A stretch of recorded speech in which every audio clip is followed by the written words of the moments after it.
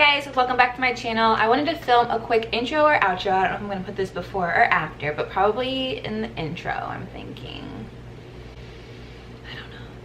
Anywho, I wanted to make a quick intro outro because I just want to talk to you guys for a little bit. This is my holiday glam for Thanksgiving. If you guys follow me on Instagram, it's the one that won my poll. If you don't follow me on Instagram, I will put my Instagram name down below here on the screen. That way you can follow me and participate in my next polls because that's where I'm the most active.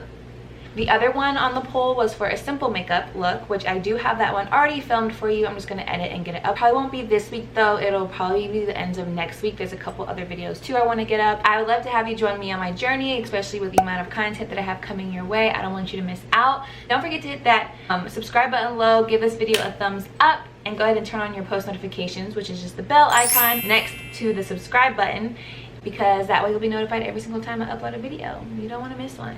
You don't want to miss one, okay? So, thank you so much. I hope you enjoy and have a wonderful, wonderful Thanksgiving, and I will see you all after.